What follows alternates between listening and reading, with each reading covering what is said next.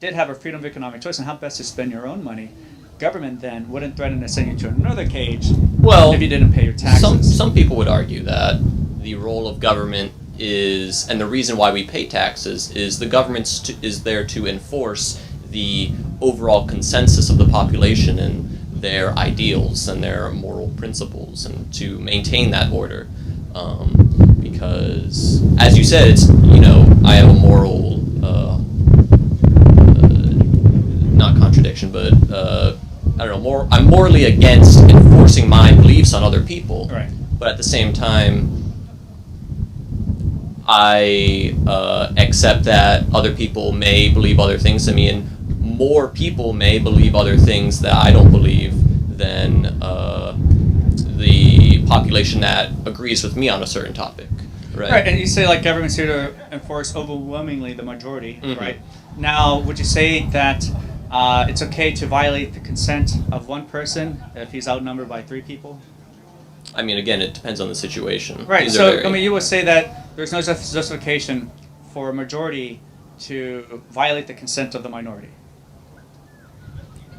Because they outnumber. These are very complex questions. Like, right. Again, it depends on the situation. Any situation, to violate consent, right? Well, no, it depends on the situation. What because situation? If someone believes that it's okay to rape someone, well, and there's one person and 3 right. people believe it's not okay to rape someone, well, the person I would agree. Not, but if there's 3 people that believe it's okay to rape someone, right. and one person who doesn't believe it's okay to rape someone, I would not say that it's against, or it's morally wrong for that one person to institute a rule saying it's not okay to rape people. all right, so we can have, all right, so in terms of rules then, Mm-hmm. rules must be universal, yeah. right? You can't make exceptions, otherwise they're preferences, Mm-hmm. right? Yeah. So a rule that says it's wrong to rape someone, that's a good rule, right? A rule that says it's wrong to steal, that's also a good rule. Mm-hmm. It must be universalized, right? Yeah. So it doesn't matter then what title you have or color costume you wear, to take someone's property without their consent Mm-hmm. is theft and wrong, Yeah. right? Exactly. So therefore, from there, we can then conclude that in terms of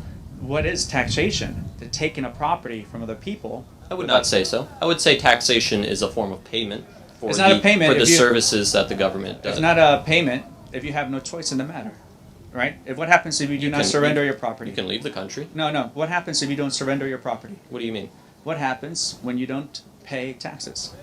Oh, well, they'll audit you, and then you'll either be forced to pay it, or If you refuse to surrender your property? I don't think they can jail you. They have. Yeah. I mean, they will throw you into a cage. It happened to Wesley Snipes for like 4 years. Who? Wesley Snipes. Never heard of him. He did Blade.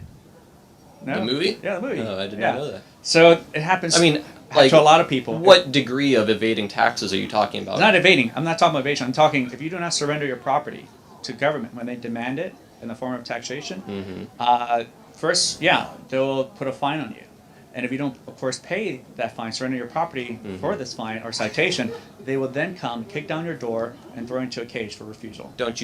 Wouldn't you agree that we all benefit from the services the government can provide for us, such as the socialized health care, the police force that maintains order, the standing military force that guarantees our safety from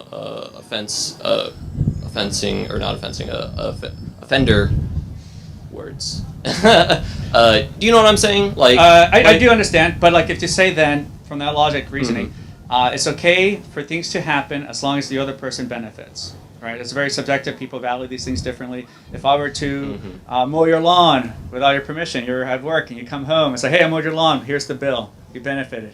Right? You'd be like, "No, I didn't ask you to mow my lawn. Well, I didn't ask for that service." I would say mowing a lawn and securing a society's preservation are 2 different It's the same reason. magnitudes. Okay, so let's take what you're just talking, security. You believe the government provides security? That they're here Yes. to protect your life, liberty, property? Well, I mean, in a optimal scenario, yes. A citizen will be defined as a person who gives political allegiance to the body politic, and in return, they're provided security, right? Now, if there is no security provided, then there's no obligation, there's no political allegiance, thus there is no citizen, right? Wait, I'm sorry, say that again? If a citizen, by definition, is that you give political allegiance to a body politic, Yeah. you surrender some freedoms, in return you're provided security. Yes, Right. yeah, okay. Now, I'm going to tell you then, many Supreme Court judges and rulings have decreed, and DeShaney versus Winnebago County, and Warren versus District of Columbia, and many, many others, that they have said there is no obligation for government to protect your life, liberty, property. They're not in the business of protecting your life, liberty, property. I would have to look at those cases. Oh, absolutely. Please it's in do. the Constitution, though. The judges have said no otherwise. So now, okay. So now, I'm a criminal justice major here. Okay, could we talk about those cases though? Because I'm actually interested. Right. So there's a lot of areas in which people, like the police, were supposed to come and protect, and they didn't. Protect from what? For example, somebody had a restraining order on someone from approaching them, right? Okay. And so they call the police. Hey, this guy's coming around. The cops never showed up. Right? Okay. And so they went to court with this. And it's like, look, we're they- paying taxes for this. You're supposed to provide security. You're supposed to respond, and they never did. And the judge says, yeah, we have no obligation to do so. I mean, was it a limitation of resources from the No, police? I mean it's if you're paying, it's not, if I'm paying Netflix, I should get my service, right? The limitation of resources is not my problem. Well, that's a digital service. It's That's a different service. than It's any service. If No, I'm paying for I a mean, service, you can't. A police service requires employees and people to go out and perform those acts because it's a very intimate job that the police officer has. He is in the role. It doesn't of matter. the- A service or a good is still a service, right? The service have- that the police provide, they must first, in terms of protection, they must first rob you of your property through taxes before they can make the claim that we're here to protect your property. So they're not in the business of protecting. If they first have to do harm and evil before they can make claims that they're here to do good. Well, you're saying. Well, again, you're saying taxation is robbing. It's theft. Okay. Yes, 'cause it's not voluntary. Can we agree that services, paying someone for a service, is not evil? If I'm a voluntary service, if it's consensual, of course. Now, if I'm walking in an alley and a mugger comes up with a gun and says, give me your wallet, I'm not paying him money. I'm not paying him my wallet. I'm surrendering my property. Yeah, Because he's demanding it. He's demanding it out of threat of violence because I might get killed. Yeah. Now, that's not a service, right? So when the police are saying that we're going to here to provide you service, but first, I need your money, surrender your property, that's not a service. And it does, and I don't care then what they do with my money or what they claim to do. I mean, they first have to commit acts of violence upon me. Okay. Right? I understand what you're saying.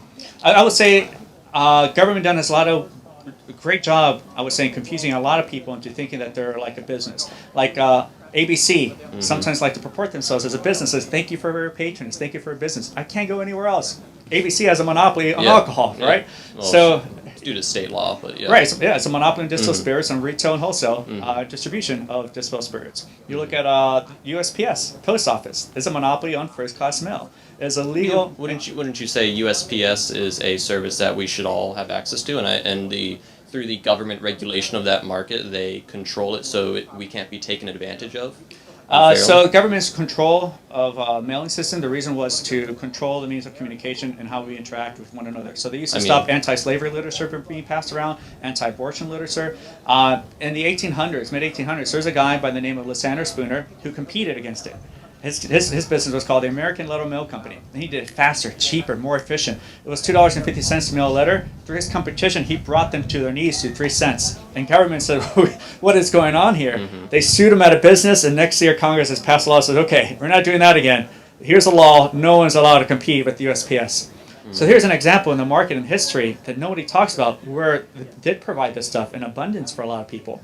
But government doesn't like competition against them, so they outlaw and make it criminal. And that's why it's illegal for anyone to compete in the market to deliver pieces of paper. FedEx and UPS and DHL can only deliver packages.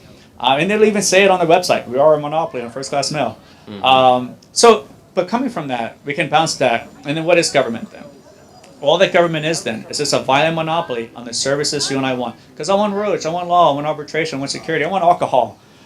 True. But government has a monopoly in these things in which you do not have the economic freedom to cancel or unsubscribe as you would from a real business service. Well, I mean, I have the freedom to renounce my not nationhood, my natural-born citizenry to U.S. and I can become an expatriate. We can talk about that in a second. Okay. You really don't. I mean, you can. No, you got to get the permission to leave the country.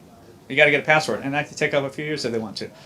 So if you have, Are you saying that people who want to become expatriates are being denied simply because of the? We're going to take to that. I just want to finish what a monopoly is, Okay, and go that ahead. you don't have Yeah. the economic freedom to cancel and subscribe as you would from a real business service. Like, and Netflix increased their price a couple years ago. People are like, well, cancel and subscribe and go to Hulu, right? When government does it, you can't go anywhere else because it's also illegal and criminal for you to compete as an entrepreneur to say, I can provide you a better service that's not going to be abusive or harmful to you, the consumer. So that's all the government is. And whenever you have a government monopoly, cost will goes up, quality will goes down. That's why they remove the clocks in most of the post office to solve long waiting lines.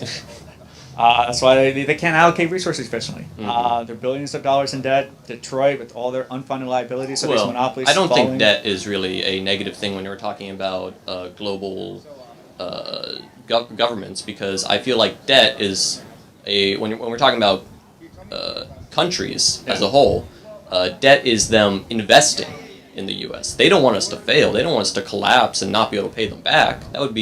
They would be out a shit ton of money, billions of dollars, you know? They're investing in the U.S. because they want us to prosper. They see the potential and they see the ability to make a profit off that investment. Well, I'm not saying, I never said debt is a bad thing. Oh, I'm sorry. Yeah. But I would say, though, the debt that the government uses, though, comes from the unborn children used as collateral, because one day they'll be future taxpayers. And that's who they use to fund Social Security in the very beginning. I'm sorry. What do you mean? So like Social Security. People say it's a great program. Everybody has it in the first year. But they don't tell them the true cost, what it's going to be like later down the road, because the politician's not going to be around. They punt the bill to the next generation, to the next. Yeah, and it's going to run out eventually. Right. They fund it, though, by saying, well, in the future there'll be babies, and they're going to be taxpayers, so we're going to use them as collateral to borrow and increase this debt to continue to try to provide these services. So the debt in a real businesses doesn't come from using the unborn as collateral, that one day they'll be able to pay for it. The debt from a real businesses comes from borrowing credit. Well, you could say in a business the unborn are potential customers. You could say that, but that's consensual, that's voluntary. Well, okay, the relationship with, like me, What? I'm forced to pay for it, and we'll never see a dime, and it's time for us to retire. What would you say is a better alternative to a widespread government system that maintains order or attempts to maintain order? And so what I want then, so in terms of the relationship we have with government then, it's coercive, it's not voluntary. They can tell you what you can and cannot do with your body, right? Cannabis laws are for women, mandatory ultrasounds for abortions.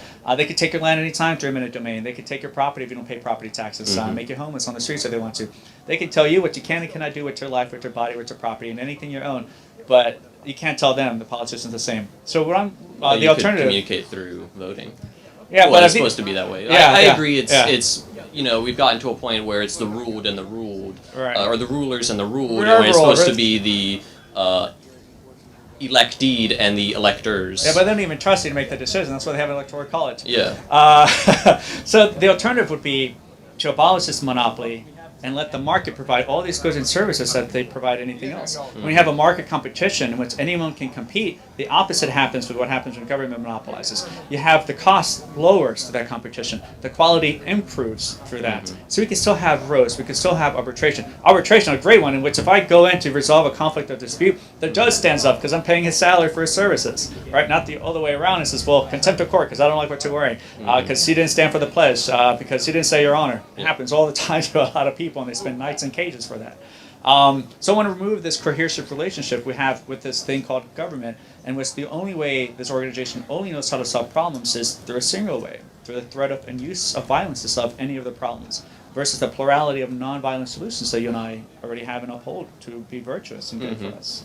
So just find peaceful solutions to these problems that doesn't resolve on pointing guns at people. So you're saying through capitalism and open market, if we deregulated all the government controlled sort of markets like electricity and social services and healthcare, those prices would go down and quality would go up. Yes, respect for property rights is what I advocate, and body ownership. And and you cited and you talked about the mailing company back in the 1800s. Yeah, the American Little Mail Company. Wouldn't you? Or how do you feel about this? From my perspective, capitalism has reached a point where no longer does the cheaper and better product win. It's the bigger companies who control mass media. They have the amount of money that they can sue anybody just into the ground and just demolish them completely. So I feel like capitalism doesn't guarantee that at this stage. And maybe back in the 1800s, I totally agree. I think capitalism was amazing back in the day.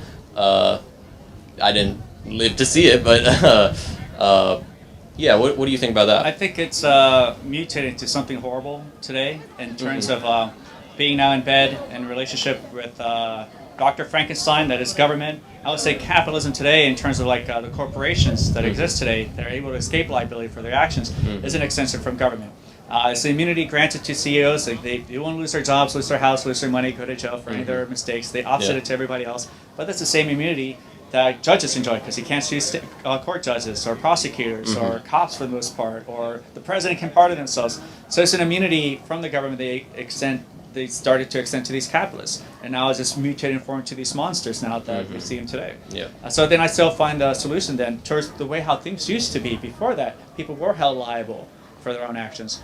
If you go after Dr. Frankenstein and abolish his laboratory, his creation, we won't have these monstrous corporations and the problems that you're talking about today that I do agree with as well.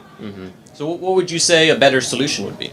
To abolish government, liberate the market, and from there finally have respect for property rights, for body ownership. Okay. I mean, if we abolished government, don't you think mega corporations would still be a big issue, and they would even be a bigger issue because there wouldn't be a regulating body? Oh, because there's no more government now. The reason they're so big, because they could use government to pass laws to limit the barriers of entry for anyone to compete in this market. Or you look at like Virginia Dominion Power. That's to say granted monopoly. It's illegal and criminal for anyone to compete. And that's why they're so monolithic here in the state of Virginia. If you abolish a government, hundreds and hundreds will finally emerge. The reason why Tesla can't sell their automobiles in Virginia is because they can't? Right, they can't. Because they have to sell it. I've seen Tesla. They have to sell it through a dealership. Oh, okay. Right. Right. The dealerships don't like competition. Those businesses. If anyone's going to sell a car, it has to be through their automobile dealership. So they created a cartel that is passed through law through government. So a lot of these businesses and big businesses use government as a tool to hit competitors, and that's why they want to remain the only ones in the market. You remove government, they have no tool. Anyone now can emerge. Are you saying the government is, or I assume you're talking about the state government in Virginia is denying Tesla the right to sell? From business to consumer. Which is what they want to do. They want to skip the whole automobile dealership because that adds extra costs, right? They're trying to lower the costs. Okay. What is their stated grounds for denying? Because the automobile dealership years ago was able to pass legislation to protect their cartel monopoly from anyone trying to sell cars, right? Same thing why taxi cabs don't like Uber and Lyft. They don't like competition. So some of them are trying to get government laws so no one's allowed to compete in the market, right? So you find time and time again in many of these examples of like businesses trying to use the tool of government as a weapon to beat down competition. And that's why you would have now these big corporations, because there's no one else that can compete because they keep using government as a weapon to knock them down every time. Do you think the government performs any helpful and beneficial regulation? No, not at all. No. We can have accreditation, not at all. We can have accreditation companies, those exist. You could look like one of the biggest businesses like Etsy, eBay. You look at in terms of like how they resolve conflicts or disputes, the rating systems they have. It's like, yeah, you got 1 star, half a star out of 5. It's like, yeah, I'm good, right? The consumer comments that comes in there. Consumers do a great job in regulating in terms of like word of mouth. You saw what happened with Balisot. Did you hear about that recently? I did not, no. Somebody was wearing blackface at the restaurant. Tons of public outlaps that came upon it saying, we're not going to patronize your restaurant. I can't believe you let a staff member come here and work. Continue doing that. In like costume? Yeah, for Halloween. Yeah. Yeah. Okay. So, but the consumer backlash regulates that, right? They're saying this is not a value that we uphold, right? This is not something that we like in our community. There wasn't a law or anything like that that's driving the business down. It's the consumers, because at any time they can withdraw their relationship with you as a business, right? Businesses without the government then are finally at the mercy of consumers. It's consumers now that are king, because they can cancel and unsubscribe and go anywhere else or compete. Nobody has a right to anyone's money, to their wallet. Would you think that if we got rid of government, eventually, we can see these like mega corporations who buy other corporations. It just becomes this giant pyramid of I forget the company is ABC. I don't know. There was some huge purchase that was in the news recently, where a bunch of companies were merging. Do you feel that if we got rid of government, that would get out of control, and our very sources of information, our very sources of news and media would be controlled by these mega corporations that have no oversight, no government regulation, and there may be consumers who worry about that and try to spread information, but on the whole, we can see in the election, Trump is a literal candidate for the president of the United States. There's a lot of not very intelligent people in the country, so right. We're a very vulnerable population that can be taken advantage of, especially by these mega corporations. In the hands of Hillary, you have. Well, I mean, the Clintons are totally like a political machine that are just wrap their tendrils around the U.S. But but now at any time can start a YouTube channel and start their own journalism. Right, it happens all the time. Yeah. And you find a lot of now distrust of corporate media that's funny emerging. Mm-hmm. And like something growing big, it could happen. Sure. Is it sustainable in the long run? Not really, because at any time anyone can compete. Like Blockbuster enjoyed a great market share in rentals, and they're like, "Dude, we got this." And then came Redbox, just a box outside a grocery store, and then they just dominated the field and knocked them out. Instantly closed out. Yeah. So the thing is, a lot of them want to try to be up there. So it's really hard in terms of entrepreneurship, and especially if you're growing big as a big. So that's a lot to kind of manage. And anytime you can kind of slip up, anytime a new competitor can arise with better technology, better ways to provide things, and you can lose that dominant share of the market. Like Yahoo had a big search engine for a long time, and then Google just came out of nowhere and just overwhelmed it. MySpace, and then Facebook came out of nowhere. So these things just are unpredictable. You can't really predict the trends of these things. I mean, if you could, you'd be like a millionaire. Right? There are millionaires who predicted. And it's so hard. And so that's the thing. Yeah, business can grow enormous. To sustain that, it is very, very difficult. Because any time it could collapse. There's no guarantee of a future. You can try to project and try to allocate resources, and that's the best you can do. There could be a bad campaign against, like, you look at Chick-fil-A's founder, who was like putting money in anti-LGBT groups through the government. Backlash came in, right? And he was like, okay, I'll stop that, right? But that allows stopped his public right. So he stopped trying to fund it, right? So you find a lot of ways in control of that. Things kind of shift and the powers move all the time, all around. I can't really imagine in terms of like something growing to enormous size to continue to sustain it before like it's just something better comes along the way and the whole thing has to break apart and they have to sell off to other businesses and disseminate. Okay. It's like the state of technology and things just disassemble and reassemble and resources are just kind of placed in a better state, reshaped. Okay. So to move away from economics, sort of like morals and moral obligations that the government have to us, what would you believe is a better alternative to the government enforcing laws that are, I mean, especially in states, the state laws, we elect representatives to draft and make laws that represent our views and get rid of laws that don't represent our views. And, even states can vote on laws sometimes, and I think Massachusetts and Florida and a bunch of different states are voting on medical cannabis legalization. How do you feel would be a better way to regulate what is morally allowed in our society? Right. That's a great question. And the way I would address it would be, if you look at Virginia, it's we look at it as one monopolized community, right? Okay. They're all kind of forced to live together, in which the majority preference is forced into the minority in terms of laws. That's why cannabis is illegal. Instead, the absence of government and that monopoly, you liberate these communities. Now you have thousands of free market societies based on explicit consent, catering to your lifestyle preferences. Now, finally, you can live in a community that's 420 friendly, one across the river that's not. You can have all kinds of Dungeons and Dragons and Amish communities and all kinds of stuff, right? It's like I can have golf course communities that exist today. In Florida, 55 and older communities, right?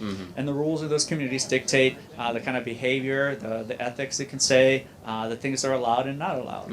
And so when I'm looking at a pamphlet to move in whatever community I want to, it's like, well, here are the rules and here are the consequences. It's a $2 fine or Pelify. The Amish, they only believe in just forgiveness and ostracizing. There's no stockade or prisons or anything like that. So that will be called a polycentric legal system. So what would you say to people who don't like that?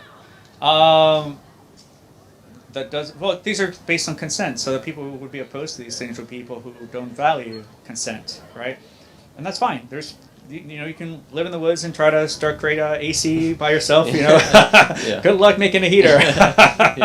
Takes an enormous market cooperation for a division of labor to come together and to trade and to come up with goods. Like Hong Kong is an island with no natural resources, yet they're like #1 in the World Economic Index through that open trade that they have.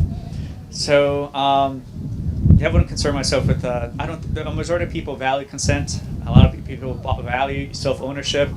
I would say there's less than even like 0.0001% that are like, those are your violent sociopaths, right? Yeah, like what would you say to the argument that, especially police forces, and you did cite a case where the Supreme Court said they didn't have to respond to that call. I assume in 99.99% of cases, or at least 99%, won't go to 0.99, but 99% of the cases, the police respond to distress calls for help. What would you say to the argument that, one person can ruin it for everyone? One bad egg could just get a gun and shoot up an entire community, and because that community was built upon the trust built between each other, that isn't inherently there. We create that trust through accepting it, just mentally, and forming those communities. Yeah, what do you say to something like that? Are you saying that police forces should be businesses and just like any other service? Good. I'm here to protect your property, right? Bouncers here, make sure there's good patrons coming in, right? No one's going to be an asshole. There's securities at Disney World, right? No one's going to go and hit the guy dressed up as Goofy. Those are pretty high economic standing locations. Like what about poor people? They won't have the money to pay for protection. There's a place like in Detroit. It takes over an hour for police to respond to 911 calls. But there's a guy. Detroit's pretty fucked up. All cities are eventually going to be just like that. These are just unfunded liabilities that just eventually the costs are just too great, and they start to collapse. And so there's this guy named Hong Kong collapse. Hong Kong doesn't have those kind of government-type monopolies like Detroit has right now. In terms of, they have enormous leeway towards a freer market than a government-controlled one. The British government left them alone for the most part under their rule. So they went from an island of nothing but sweatshops in the 50s and 60s because there's like no government interference in their lives to skyscrapers towards space now, right? So that's an example, a sliver example of what happens. You just remove government out of your community, things will go towards the heavens. And so when you have places where Detroit, a lot of government intervention and everyone's affairs, things stagnate and things go idle and things fall and collapse. Well, you just said that it takes an hour for a police call. Over an hour for police, right? So that doesn't sound like police is very. There's been a lot of reports of police robbing people. Like trying to pretend they're like a regular bad guy in their own car, and it turns out they were a cop. Over an hour to respond to a 911 call. That's the person's already dead. They're not going to catch anybody. Well, let's talk about. The reason why I brought that up is because there's a guy there who created the Viper Threat Management System, his own security company in Detroit, and they have stopped all the hijacks that are going on in that city. From that extra funding and profit he's made from that, he's now able to provide affordable services for a lot of the impoverished communities in these other cities in Detroit now. So even the poor people now have access to security. Transit has shut down in Detroit, and so there's a guy who bought 4 buses in Detroit, painted to reflect the geographic regions of that city. And these buses will pick you up wherever you are. There's no centralized planning routes. There's also Wi-Fi on these buses. There's also music. There's also BYOB. right? That's a great market incentive. I want to get on buses now for that, right? I want that job. I just want to drive that bus. Well, that's what I mean. The market provides a lot of awesome, creative ways to solve these problems. For the government, it's just, well, here's one way, and that one way just sticks for decades. Here's a space shuttle for NASA, and it's the same shuttle for decades. Stagnates. Yeah. So that's what I mean. In terms of security, the market can provide security, just like anything, but it won't be the a la carte blanche and throwing the whole package on you. It'll be you like, yeah, I can use this, maybe a little of this, right, and some of that. And when there's market competition, it's like, I'm in the business for 10 years. Look at my customer feedback review. First month free. Someone else will say, no, I've been in business for 15 years. Try our services instead, right? So competition drives down prices, quality goes up. And now you have a lot of different market kind of shares for a lot of different people and whatever their economic stance are. Poor people now can have cell phones finally. I see them all the time. I might not afford the iPhone 8, but I could definitely get like an iPhone 3 or 4 for like $20 now. Yeah. Poor people have a majority of them, well, like 80% have a refrigerator now, an AC unit, at least one car, a microwave, a lot of luxuries. Like we're much better cared of, I guess, the ruled class, you could say, than the ones 100 years ago that never had access to this, right? Absolutely. And these things were created from market competition. So the more you remove government, the more market comes in. The better off we start living like kings, you can say, finally.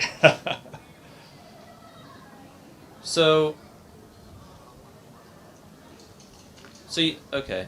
So what would you say in response to I don't know if you know this, but I don't know how long ago, but when they were inventing light bulbs and improving upon the design of light bulbs, they... Oh, come a little closer. Oh, yeah, you're good. They got the duration that a light bulb would last to ridiculous amounts. Like, I think there's a standard of 10,000 hours for a light bulb nowadays. Back then, they could get it like 100,000 hours. I remember hearing this, yeah. Like insane amount of bulb life. And all the major companies came together that were selling and manufacturing light bulbs, and they reduced their quality so that they could make more profit. So that they would sell more because it would run out after 10,000 hours, and you'd have to buy another one instead of getting one for 200,000 hours and not having to buy one, and them and the company who sells the light bulb manufacturer is getting 1/20th of the profit, right? And I feel like in a society where, I mean, that happened with government, so I'm not saying that government fixes that, right, but so they're talking like collusion, right, in terms of like price fixing. Yeah. Okay. So the only thing about this sort of thing is that it only takes one person to break off, and that always happens. With, like someone who's not even part of that group, it just takes one person to say, well, I'm just going to do my own and compete, and the whole thing starts to collapse. I've seen like a corner store of somebody saying like, this is a dollar store, right across the street was the 99-cent store. So, and there's like a 98-cent store. I mean, these things can't really last in terms of like in terms of this collusion. I think a lot of problems with that will be patents. So it's difficult for people to compete because they have a government monopoly on patterns and information. So like the Wright brothers, people say the Wright brothers were great in that they created an airplane. It was like, that was awesome, right? They were competing against the government and creating an airplane. And one of the first letters went out to the patent attorney. And the reason why you never hear all these awesome airplanes that they designed after that was because they spent the rest of their lives suing people trying to build airplanes in their backyard. The Wright brothers? Yes.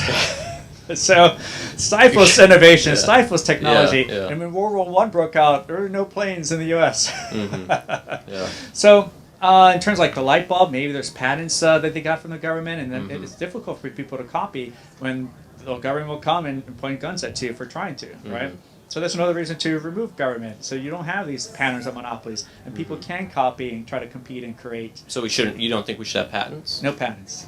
Because all a patent is I got permission from government saying no one's allowed to copy from me. Well, some would say a patent is sort of a worldwide proof that you created an idea, and it's giving you permission to use that for your own profitable venture. And it allows you to at least cease and desist or sue if need be people who take advantage and steal that idea. Well, you can't steal an idea. You can only copy. You can steal an invention. If you steal an invention, you actually took something physical, right? No, you could steal the design of an invention. Well, then I'll have to break into your house and steal that design, right? Yeah, I have stolen something physical. All I could do, if I see you driving this awesome car, I could just like, what the hell is that? Try to go home and design it and try to figure it out on my own. But I haven't really taken that car from you. Well, right, okay, right? that's true. So in terms of, so we have to separate then copying and theft. Theft is a removal of a property that you own, right, without your consent. An idea, though, they're just thoughts. So you don't think there's intellectual property? No. It's I mean, there isn't. Copyrights, What about patents. books? Yeah, books. Right. So like now, it's only the consumer that can sue the person for fraud. So if I were to say, hey, I wrote this Philosopher's Stone Harry Potter book. That's me. I wrote my name on it. And like, you wrote this book? It's like, yeah. And then you've come to find out that I did it. Now you can sue me for fraud, right? Because you bought the book on the condition that I was the author of this book. In reality, someone else wrote it. How would I sue you if there's no government? So you can have right. So you can have court systems, arbitration. You find that all the time in eBay and Etsy. If someone unauthorized use of your credit card is like, all right, we're going to resolve this dispute. We're going to credit you back. Don't worry, we got you, right? Okay. So we can have dispute organizations that resolve these conflicts. In that, when you enter the courtroom, though, they stand up because they're paying their service, right? Not contempt of court again, because I don't like what you're wearing. And so we can have, and all the judge is the person who provides an opinion on resolving these conflicts, right? And that's kind of what we seek, peaceful solutions to these things. So copyrights and patents, though, they're not real property as like this mic, this table, in terms of what is property, right? Intellectual property is not real property by definition. The people who advocate for that, though, do so because now they can get a government stamp that says, aha, this is mine now. No one's allowed to copy. Yeah. And if you try to copy, I can sue you and take your money, right? Yeah. And so technology stifles. The reason why people can't compete against iPhones in the round corners is because they have a patent on that. So no one's allowed to create a phone with that. For a while, you were not allowed to sing "Happy Birthday" song without giving up money. What? Yeah. Anybody, yeah. Okay, I'm sure everybody followed that law. Yeah. You're like, okay, you know what? You're right. It's stupid.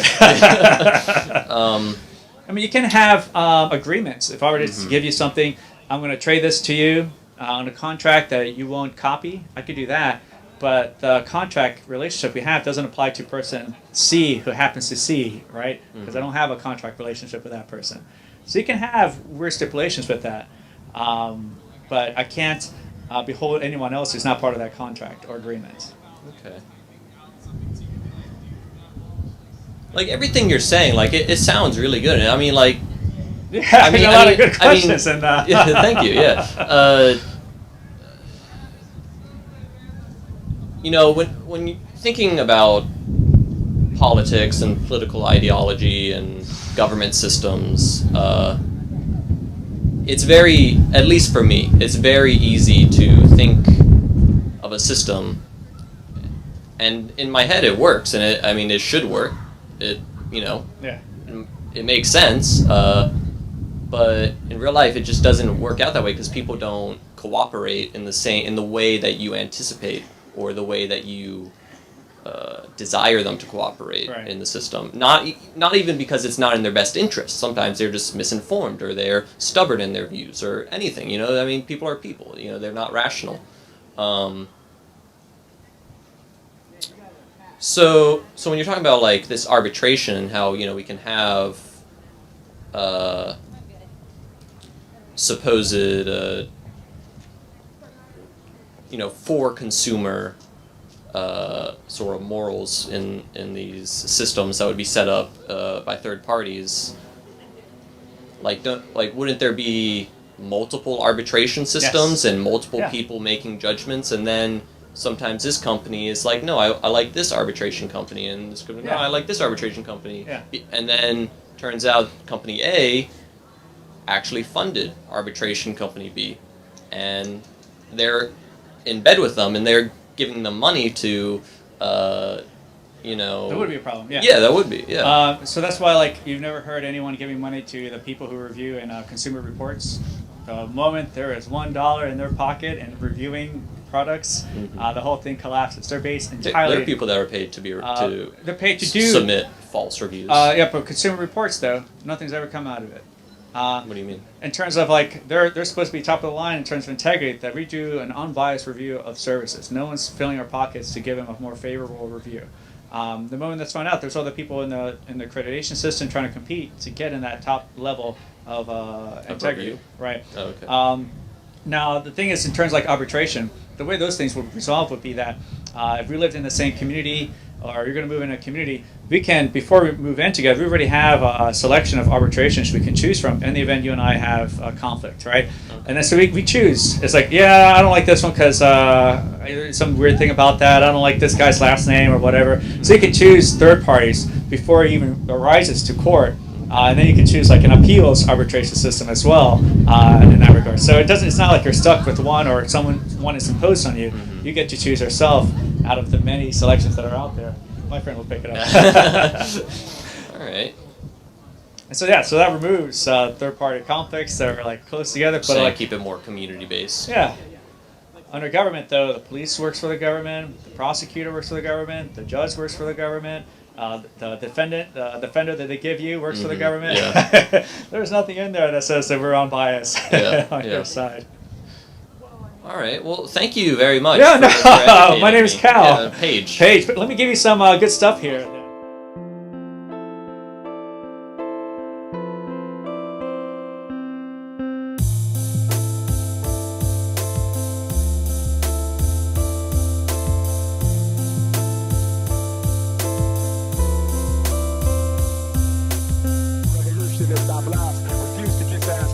I'm ready to masters on my tormented past.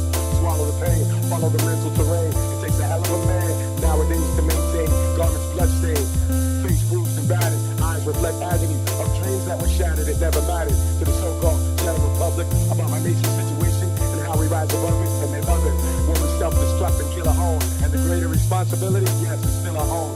We should know by now that the system is designed for our demise. If we arrive, we'll be left behind. The dollar signs rule. But what about the fool who falls victim to the material world?